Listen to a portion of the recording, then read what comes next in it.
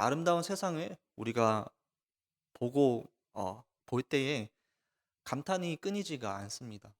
하나님이 지으신 하늘을 볼 때도, 바다를 볼 때도, 그리고 산을 볼 때도 감탄사가 계속해서 끊이지가 않습니다. 그런데 그 창조물들 가운데서 특별하게 창조되어진 존재가 있는데 바로 인간입니다. 하나님 나라 창조의 정점은 무엇일까요? 바로 인간 창조입니다. 하나님이 세상을 만드셨다는 것은 정말로 중요한 내용입니다. 하나님의 창조 이야기를 할 때 주로 대부분은 아름다운 자연, 그리고 아름다운 동물들을 보면서 높고 푸른 하늘이나 푸르른 나무들, 그리고 아름다운 바다나 산, 그리고 신기한 동물들까지 보면서 하나님의 창조를 어, 이야기를 합니다. 그런데 하나님의 창조물 중에서 인간은 하나님 나라에서 매우 특별한 존재입니다. 창조 이야기의 절정은 다른 어떤 피조물이 아니라 하나님이 친히 빚으시고 만드시고 생기를 불어 넣으신 존재, 인간의 창조라는 겁니다. 사람들은 자신의 어떤 학벌이나 어떤 사회적 지위나 재산, 아니면 외모, 그런 것들에 자존감이 달려 있다고 생각을 합니다. 그것이 자신의 자존감을 살려준다고 그렇게 생각을 하는 것입니다. 여러분의 자존감은 어디서 생겨나십니까? 아, 네, 창세기 1장 26절에서 29절 말씀에 나오는 이 인간 창조에 대한 말씀이 우리 인간이 누구이고 우리의 자존감이 어디서 오는지를 잘 말해주고 있습니다. 인간은 그냥 아무렇게나 막 지어진 존재가 아니라 하나님의 형상대로 창조가 된 존재입니다.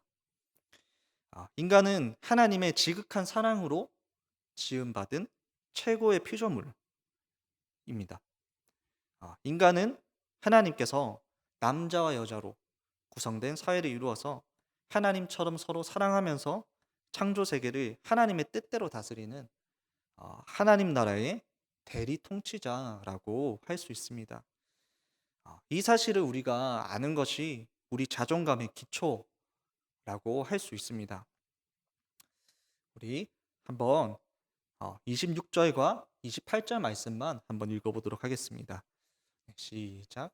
하나님이 이르시되 우리의 형상을 따라 우리의 모양대로 우리가 사람을 만들고 그들로 바다의 물고기와 하늘의 새와 가축의 온 땅에 기는 모든 것을 다스리게 하자 하시고 하나님이 그들에게 복을 주시며 하나님이 그들에게 이르시되 생육하고 번성하여 땅에 충만하라 땅을 정복하라 바다의 물고기와 하늘의 새와 땅에 움직이는 모든 생물을 다스리라 하시니라. 아멘. 26절과 28절은 하나님 나라의 절정이 다른 어떤 창조물이 아니라 인간 창조임을 말해주고 있습니다. 하나님께서 다른 피조물들을 창조하실 때는 무엇 무엇이 있으라 하라와 같은 명령형으로 그렇게 창조가 되었습니다.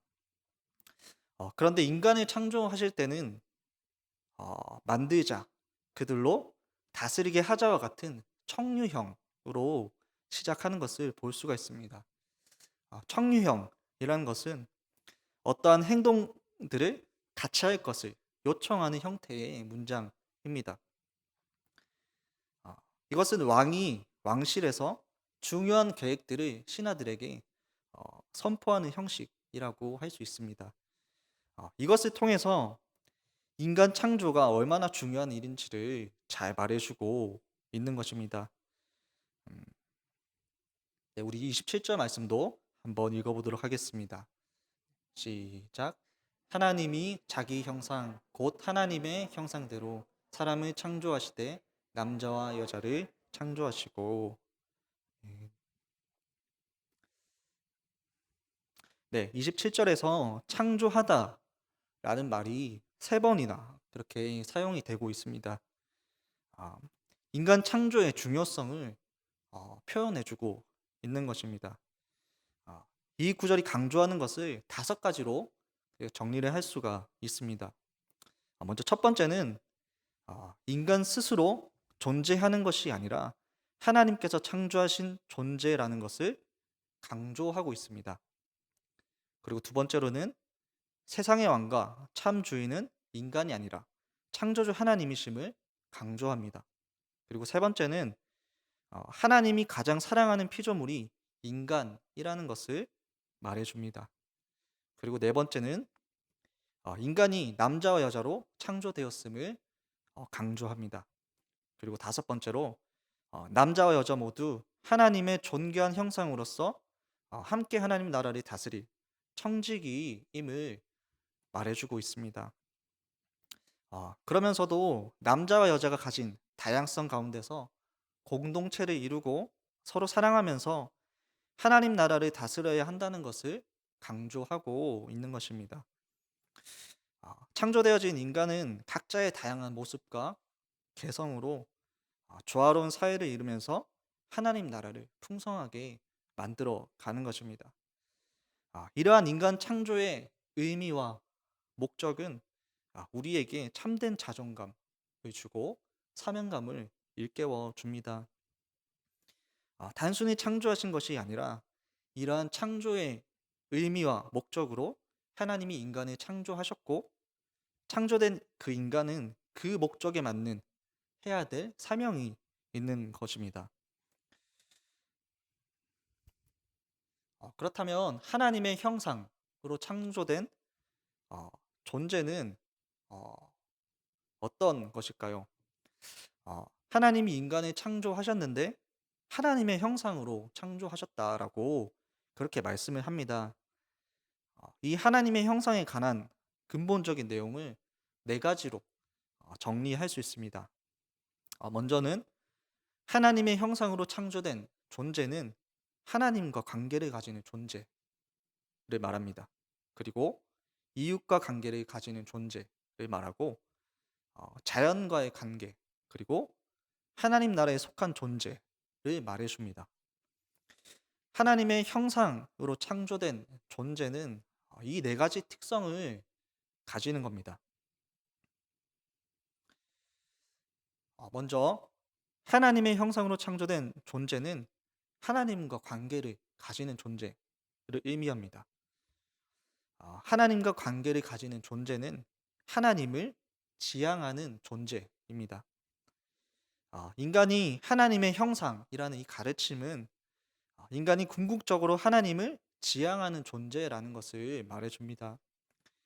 인간이 궁극적으로 지향하는 바는 인간 자신이 아니라 하나님의 영광입니다. 하나님은 인간을 자신의 영광을 위해서 그렇게 지으셨습니다. 이는 인간이 하나님의 영광을 반영하고 그리고 그 영광을 추구하고 결국에는 그 영광에 참여하는 존재로 지음받았다는 것을 의미합니다.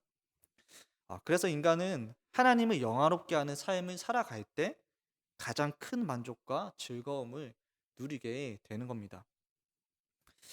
그리고 하나님을 의존하는 존재입니다. 인간은 하나님께 창조되었을 뿐만 아니라 계속해서 하나님을 의존하는 존재로 지음을 받았습니다. 그래서 인간은 한시도 스스로 존재할 수 없고 오직 하나님을 힘입어서 존재할 수 있는 존재라는 겁니다. 성경이 증거하는 인간의 참된 형상은 하나님에 대한 바로 이러한 의존성입니다. 마지막으로 책임과 자유를 가진 존재입니다. 인간됨의 기본 요소는 자유와 책임입니다. 인간은 원래 자유와 책임을 가진 존재로 그렇게 지음을 받았습니다. 인간은 마땅히 되어야 할 사람으로 될 수 있는 자유. 한마디로 하나님이 원하시는 사람이 될 수 있는 자유를 소유한 존재입니다. 그리고 동시에 마땅히 행해야 할 대로 행할 수 있는 자유. 즉 하나님이 원하시는 대로 행할 수 있는 자유의 능력을 가진 존재라는 겁니다. 이렇게 하나님의 형상으로 창조된 인간은 하나님과 관계를 가지는 존재로 창조가 되었다는 겁니다.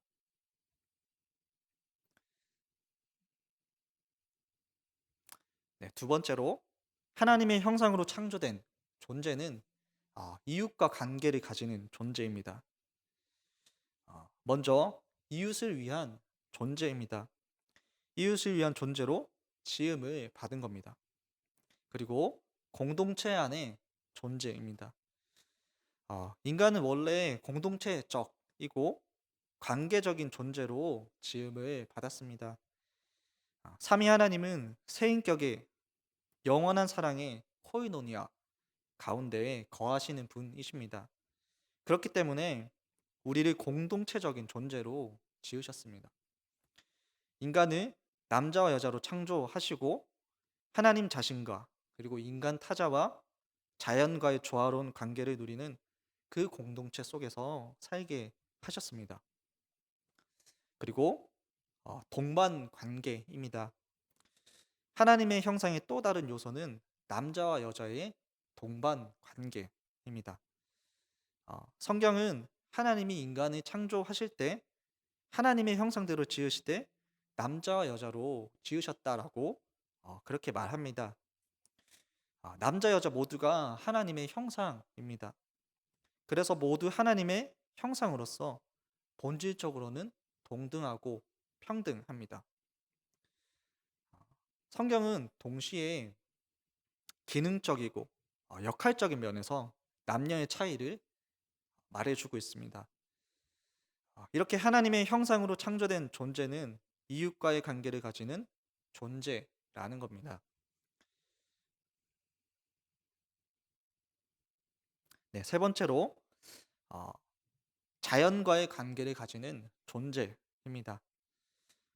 하나님의 형상은 하나님의 대리자로서 피조물과 자연을 다스리는 특권이 주어졌습니다.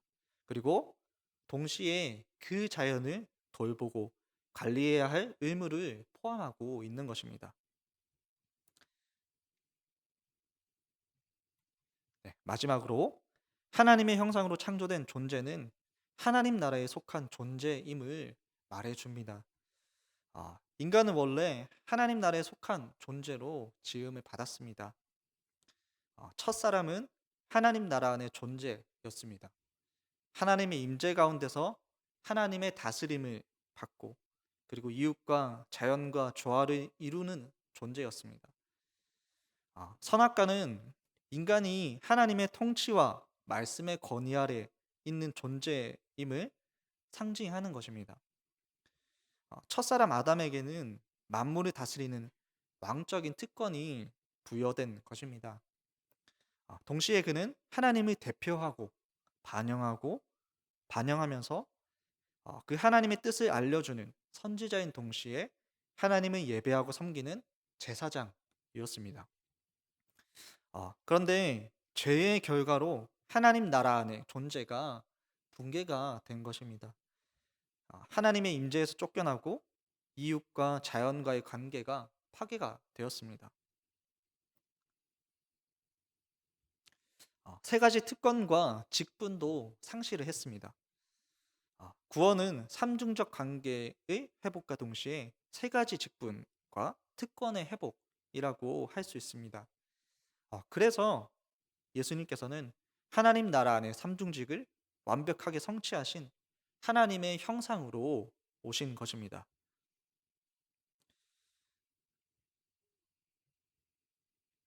우리는 앞의 말씀들을 기억하면서 앞서 배운 하나님의 형상으로 창조된 존재임을 기억해야 합니다.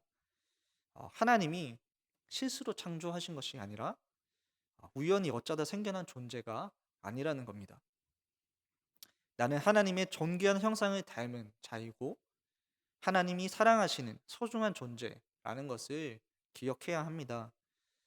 그래서 자존감이 낮아질 때에도 하나님의 존귀한 형상을 닮은 나의 존재 그 자체가 존귀하다는 것을 우리는 기억해야 하는 것입니다.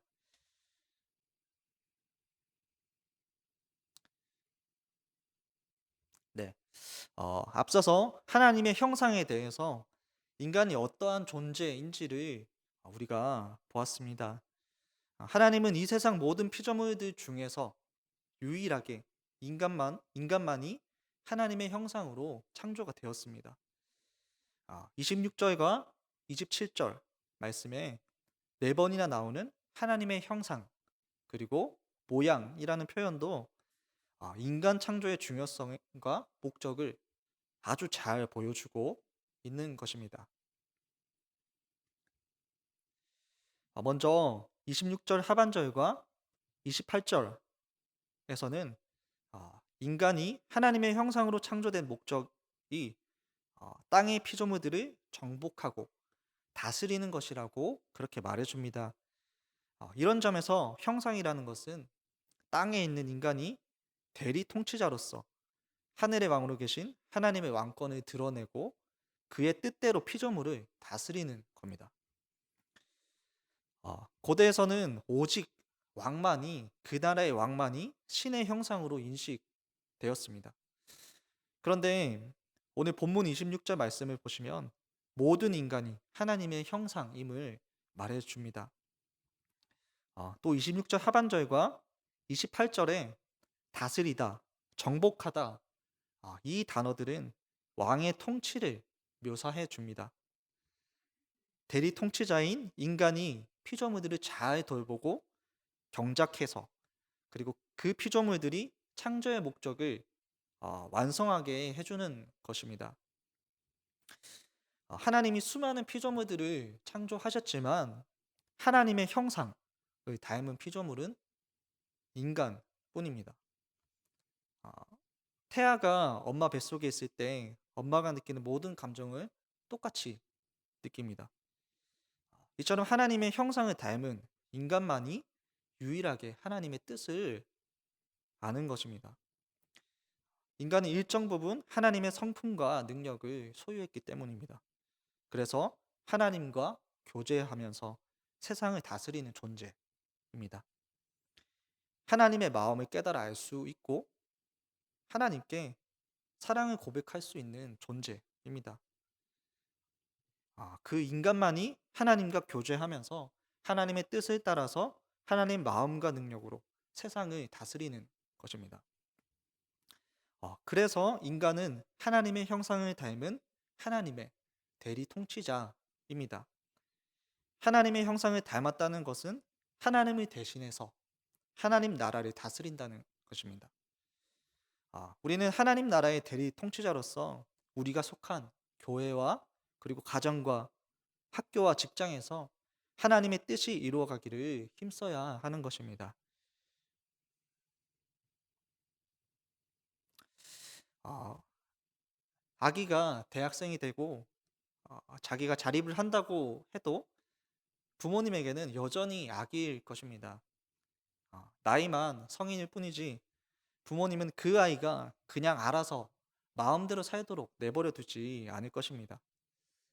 최소한으로 그 아이가 살아갈 수 있도록 도움을 주고 싶은 게 부모님의 마음일 것입니다. 음,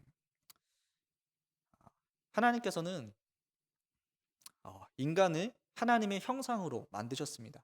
하나님의 형상으로 만드시고 그 이후에 그냥 알아서 살아가도록 내버려 두지 않으셨다는 겁니다. 이 세상을 통치하는 일에 필요한 복을 인간에게 주셨습니다. 먼저 첫 번째는 사람들이 온 세상을 가득 채울 수 있도록 생육하고 번성하는 복입니다. 인간이 죄를 짓고 타락한 그 이후에도 이 복을 거두어 가지 않으시고 세상 곳곳에 사람들이 흩어져서 살게 하십니다. 그래서 그 사람들을 복음으로 회복시키시고 그들이 사는 곳에서 하나님의 대리 통치자로 살게 하시는 겁니다. 교회가 사람들을 전도해서 하나님의 자녀가 되고 믿음의 가정에서 자녀가 태어나는 것도 이러한 복의 성취라고 할 수 있습니다. 두 번째로 29절에서 하나님은 이 세상을 잘 다스릴 수 있는 음식을 공급하시겠다고 그렇게 약속하십니다. 우리 본문 말씀을 한번 읽어보도록 하겠습니다. 창세기 2장 9절과 16절 말씀입니다. 네, 한번 읽어보도록 하겠습니다. 여호와 하나님이 그 땅에서 보시기에 아름답고 먹기에 좋은 나무가 나게 하시니 동산 가운데에는 생명나무와 선악을 알게 하는 나무도 있더라. 여호와 하나님이 그 사람에게 명하여 이르시되 동산 각종 나무의 열매는 내가 임의로 먹되. 아멘. 하나님께서 에덴 동산에 아름다운 나무들을 두시고 그 열매를 마음껏 먹게 하셨는데 이 약속을 하셨기 때문입니다. 창세기 1장 30절 말씀에서도 땅의 모든 짐승과 하늘의 모든 새와 생명이 있어 땅에 기는 모든 것에게는 내가 모든 푸른 풀을 먹을 거리로 주노라 하시니 라고 말씀을 합니다. 동물들도 여기에 포함이 되는 것을 말해줍니다. 이 말씀에서 먹을 것은 단순히 먹는 것만을 의미하는 것이 아닙니다. 먹을 것은 인간이 하나님 나라를 다스리는 일에 필요한 모든 복을 대표하는 의미입니다. 하나님은 이렇게 우리가 이 세상을 하나님 나라로 세워가는 일에 필요한 모든 것을 제공해 주십니다.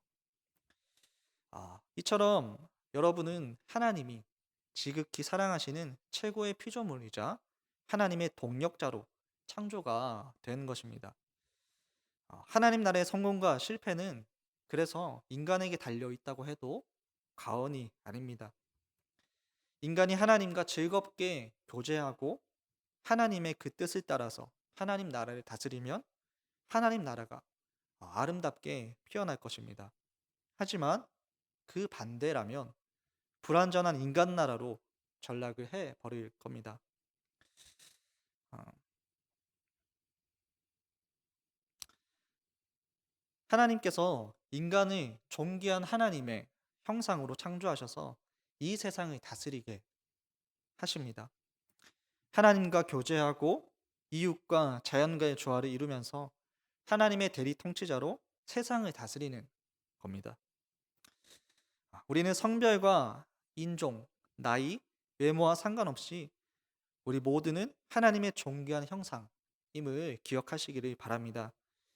예수님이 이런 우리의 정체성을 되돌려 주시기 위해서 십자가에서 죽으시고 그리고 부활을 하셨습니다. 이렇게 값비싼 인생으로 돌려받은 우리의 자존감과 그리고 우리에게 맡겨진 삶과 과정과 그리고 세상을 하나님 말씀대로 잘 가꾸시기를 축복합니다. 하나님의 마음을 품고 맡겨주신 이 사명을 잘 감당하시기를 축복합니다. 우리로 인해서, 여러분들로 인해서 세상이 하나님 나라가 되기를 축복합니다. 네, 우리 오늘 말씀을 기억하시면서 기도했으면 좋겠습니다.